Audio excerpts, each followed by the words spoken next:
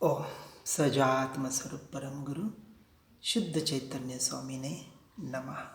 सद्वादिनय षट द्रव्य गुण पर्याय और प्रमाणिका जड़ कर्म चेतन बंध का अरु कर्म के अवसान का कह कर स्वरूप यथार्थ जग का जो किया उपकार है उसके लिए जिन वाणी माँ को वंदना शतवारी है, वंदना शतवारी।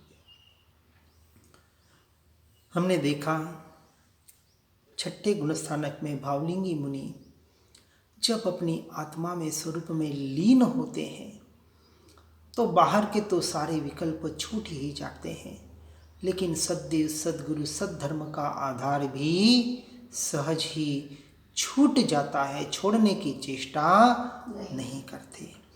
इसलिए प्रश्न होता है कि यदि बाह्य में सच्चे देव गुरु धर्म का आश्रय छोड़ देंगे तो मुक्ति कैसे होगी, और अपना सच्चा देव गुरु धर्म क्या है, कौन है? इस पर सद्गुरु तारण स्वामी गाथा 11 में कहते हैं, दर्शन ज्ञान सुचरणं देवं च परम देव शुद्धं च गुरुं च परम गुरुवं धर्मं च परम धर्म स्वभावम्। अर्थात सम्यक दर्शन, सम्यक ज्ञान, सम्यक चारित्रमयी निज आत्मा सदैव शिव स्वरूप ही है। निज शुद्धात्मा ही निश्चय से देव और परम देव है।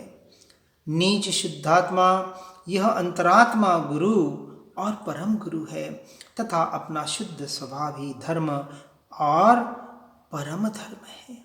व्यवहार और निश्चय की अपेक्षा से व्यवहार से देवगुरु शास्त्र का आलंबन होता है, व्यवहार विनय होता है, लेकिन उसे वास्तविक धर्म नहीं मानते हैं। यदि उसे धर्म मान लेंगे तो स्वरूप और स्वभाव में लीनता कभी हो ही नहीं पाएगी। पहले ही बता दिया कि यहाँ तारण स्वामी कहते हैं और सभी भावलिंगी आचार्य यही कहते हैं कि हे जीव, तू स्वयं परमात्मा स्वरूप है, इसलिए बाहर से दृष्टि हटाकर अपने स्वरूप में लीन हो जा। इसलिए देव गुरु धर्ममय निज शुद्धात्मा सहज चिद विलासी है जो सदा चैतन्य में विहार करता है। यह कार्य समय सार स्वरूप चिदानंदमय परमात्मा जो मैं स्वयं ही हूँ। इसलिए सर्वज्ञ जिनेन्द्र देव ने जिस आत्मा को ध्रुव कहा है उसका जो जीव अवलंबन ले, यानी जो मैं ध्रुव तत्व हूँ, त्रिकाली हूँ, मैं यदि स्वयं का अपने उस त्रिकाली स्वभाव का अवलंबन लेता हूँ तो उसे उस ध्रुव स्वभाव में से शुद्धता प्रकट होती है। बिना ध्रुव तत्व के अवलंबन से पर्याय शुद्ध होगी ही नहीं। पर्याय को कैसे शुद्ध करें? पर्याय मलिन है, बाहर जाती है, ज्ञान को कैसे पाए? अरे भैया, यहाँ कह रहे हैं कि जिस क्षण हमने यह विचार चिंतन विकल्प किया कि यह जानने वाला ज्ञान स्वभावी भगवान आत्मा यही मैं, और मैं कहते ही जैसे ही अपने उपयोग को, अपने भाव को अपने स्वरूप में मिला दिया, यही तो क्षण है जो हमें उस शुद्धात्म की अनुभूति कराता है। यह निर्णय, यह अपना अस्तित्व, यह होनापना, यह स्वीकारपना ही अपनी अनुभूति है। और यही पर्याय कहते हैं कि जैसे ही हमने यह कहा कि यही मैं, यह पर्याय अपने आप शुद्ध हो गई। अब पर्याय को शुद्ध करना न रहा। इसलिए जिसके ज्ञान में 3 काल और 3 लोक को जानने वाले भगवान बैठा हो, किसके ज्ञान में? अपने ही भीतर, उसके भव होता ही नहीं है, क्योंकि उसका ज्ञान सर्वज्ञ स्वभाव में ढला है। भगवान जिसके हृदय में विराजते हैं उसका चैतन्य शरीर राग द्वेष रूपी जंग से रहित हो जाता है। उसने यह जान लिया, मैं आत्म शुद्धात्म हूँ, परमात्म सिद्ध समान हूँ। ज्ञायक ज्ञान स्वभावी चेतन चिदानंद भगवान हूँ। सब कुछ मुझ में ही रहा हुआ है। ऐसा जिसका टंकोत्कीर्ण निर्णय होता है, उसका सहज ही पर द्रव्य और पर भावों से उपयोग हट जाता है, हटाना नहीं पड़ता। और ऐसे ज्ञानी को जगत की किसी भी वस्तु में रुचि नहीं होती है। अब इस बात को गहराई से समझना है। किसी भी पदार्थों में रुचि न होना, रस नहीं आना, इसका नाम है उदास हो जाना। और जो उदास होता है वह मोक्ष मार्ग का अधिकारी नहीं है। ऐसे उदास लोग आत्महत्या तक भी पहुंच जाते हैं। परंतु एकमात्र आत्मा की रुचि और आत्मा का ही ज्ञान स्वभाव का ही जिसे रस हो, ज्ञान धारा में जिसे रस हो, और आत्मा के रुचि और रस से एक उसकी आधार पर अन्य द्रव्य, पर द्रव्य और पर भावों की में रुचि और रस नहीं आता, उसे कहा उदासीनता। उद आसीन यानी ऊंचे आसन पर जो विराजमान होता है, अपने चैतन्य रूपी आसन पर जो विराजमान होता है, उसे संसार में कैसे रुचि हो, संसार के विषय भोगों में रस कैसे आए, अर्थात नहीं आ सकता। क्योंकि उसे रुचि और रस का विषय कौन सा विषय? अपना निज आत्मा जो अनादि अनंत तत्व है, उसे प्राप्त हो गया है। अब वो बाहर कहीं भी नहीं भटकेगा।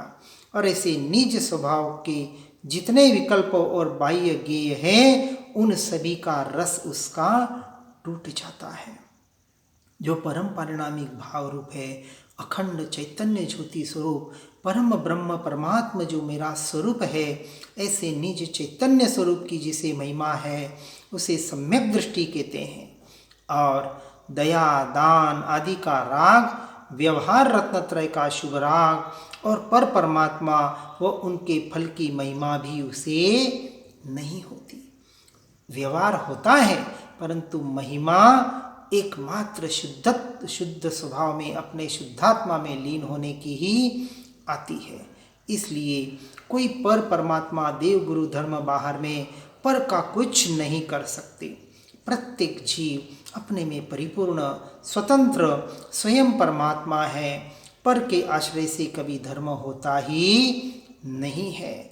जिनेन्द्र परमात्मा की देशना में आया है कि प्रत्येक द्रव्य स्वतंत्र है, एक द्रव्य दूसरे द्रव्य का कुछ नहीं कर सकता और करता ही नहीं है।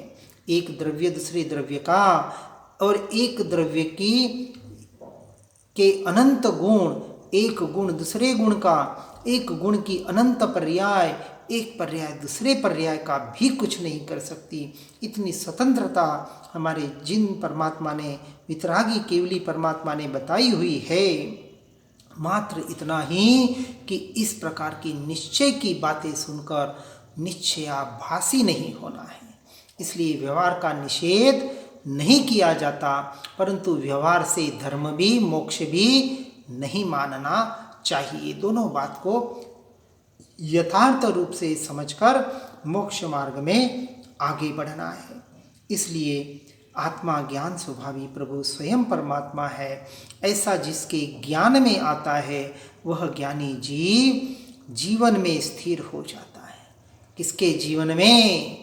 ये बाहर के जीवन की बात नहीं कर रहे हैं। ये बाहर का संसारी जीवन तो अनंत बाहर जी लिया, अपने स्वयं आत्मा का जीवन, जीवत्व शक्ति वाला मेरा जीवन, मेरी अनंत शक्तियों वाला अनंत गुणों वाला मेरा जीवन, स्वयं से स्वयं का जीवन, और अपने ऐसे स्वयं में स्थिर होना ही वास्तविक जीवन की स्थिरता है। ऐसा ज्ञायक ध्रुव शुद्ध तत्व है, उसका ज्ञान करना, उसकी प्रतीति करना ही मुक्ति मार्ग है। और इसी से आत्मा परमात्मा स्वरूप तक पहुँच सकता है। अपने देवत्व स्वरूप का श्रद्धान होना ही धर्म है, और धर्म मार्ग पर चलना और स्वरूप की साधना करना ही सच्चा गुरुपना है। बाहर का गुरुपना तो बहुत कर लिया, अनादिकाल से अनंत बार गुरु बन गए, शिष्य बन गए, लेकिन स्वयं के देव की, स्वयं के गुरुपने की खबर नहीं थी। और ऐसे त्रिकाली ध्रुव स्वभाव शुद्धात्मा को पकड़ने पर ही सम्यक दर्शन और ज्ञान होता है। किसी बाह्य आडंबर आलंबन पराश्रयपने से कभी मुक्ति नहीं हो सकती। इसलिए इस बात को आगे कहते हैं प्रश्न के द्वारा कि जब स्वयं ही देवगुरु धर्म है, पूर्ण मुक्त शुद्ध सिद्ध है, तो फिर संसार में क्यों भटक रहा है और सच्चे देवगुरु धर्म की बात क्यों करता है? उसके समाधान में कहते हैं कि जीव का अपना स्वभाव ही धर्म है, परम धर्म है। अपने अंतरात्मा का जागरण ही गुरु और परम गुरु है। पूर्ण शुद्ध स्वभाव में हो जाना ही देव और परम देव है। और शुद्ध निश्चय से जीव का सत्स्वरूप यही है, पर अनादि से अपने अत से सत्स्वरूप को भुला अज्ञानी मिथ्या दृष्टि बना संसार में भटक रहा है। परंतु जब भेद ज्ञान और भेद विज्ञान तथा तत्व निर्णय के द्वारा अपने सत्स्वरूप को स्वीकार करता है, तद रूप रहता है, तो स्वयं गुरु और देव हो जाता है। इसलिए जब तक स्वयं की ओर दृष्टि की स्थिरता न हो, तब तक व्यवहार की अपेक्षा से सद्देव, सद्गुरु और सत्शास्त्र का, ऐसे सत्य धर्म का आलंबन व्यवहार से होता है। लेकिन उसका आधार एकमात्र अपना आत्मस्वरूप ही होता है। इसलिए कहते हैं कि मोक्ष अपनी आत्मा का शुद्ध स्वभाव है, तब उसका उपाय भी केवल एक अपने ही शुद्ध आत्मा का ध्यान मात्र है। और शुद्ध आत्मा के ध्यान के लिए व्यवहार से धर्म ध्यान के आधार पर कौन सी भी क्रिया करे, लेकिन इन आगे बढ़ते हुए इन सभी आलंबनों से छूटकर जब तक जीव अपने ज्ञान स्वभाव का आलंबन लेकर ज्ञायक भाव में लीन नहीं होगा, तब तक ज्ञान ध्यान में उसका पदार्पण भी नहीं है।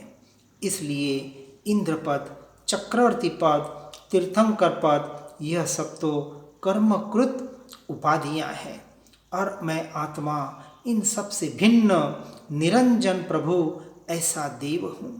सिद्ध के समान आत्मा का ध्यान करना चाहिए, और भेद विज्ञान के प्रताप से ध्यान करने वाला आप ही अपने को परमात्मा स्वरूप दिखता है।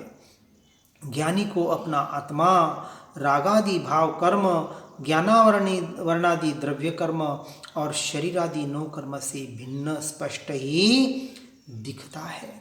और ऐसे देखते हुए जब अपनी आत्मा में अनंत काल के लिए लीन होने के लिए बैठता है, तब सच्चा ध्यान घटित होता है। ऐसे ध्यान तक हमें पहुंचना है, और उसके लिए जो भी क्रिया बाहर का साधन करना पड़े जरूर करें, लेकिन साधन को भूलकर भी साध्य न बना दें। इसलिए ज्ञानी को जैसे अपना आत्मा सर्वपर भावों और कर्मादि से भिन्न दिखता है, वैसे ही अन्य संसारी प्रत्येक आत्मा सर्व पर भावों से भिन्न शुद्ध चैतन्य स्वरूप ही दिखते हैं। क्योंकि जैसे स्वयं को उसने देखा जाना, सभी को उस स्वरूप ही उसकी दृष्टि हो जाती है, और सर्व ही सिद्ध और संसारी आत्माएं एक समान परम निर्मल वीतराग जीन स्वरूप भगवान आत्मा ज्ञानानंद स्वभावी है। इस दृष्टि को वहाँ निर्णय करके सम्यक्त्व को यथार्थ निर्मल और निश्चय शुद्ध दृष्टि करते हैं, और ऐसी शुद्ध दृष्टि हमें करनी है। यानी जब हम अपनी आत्मा का निर्णय करते हैं, अपने आत्मा को शुद्ध स्वरूप देखते हैं, तो सभी आत्माएं शुद्ध स्वरूप ही दिखाई देती है। जो कुछ बाहर परिणमन हो रहा है वो कर्मोदय जनित मात्र क्रियाएं हैं। उस कर्म से न्यारा हर जीव के भीतर रहा हुआ आत्मा शुद्ध शुद्ध और शुद्ध ही है। इसलिए शुद्ध दृष्टि से देखने का अभ्यास करने वाले के भावों में समभाव का साम्राज्य हो जाता है। बाहर की कषायों की मंदता का नाम समभाव नहीं है। मैं आत्मा सिद्ध समान हूँ, उसी तरह इस संसार के सृष्टि का हर जीव सिद्ध स्वरूप है। ऐसी मान्यता का नाम समभाव है।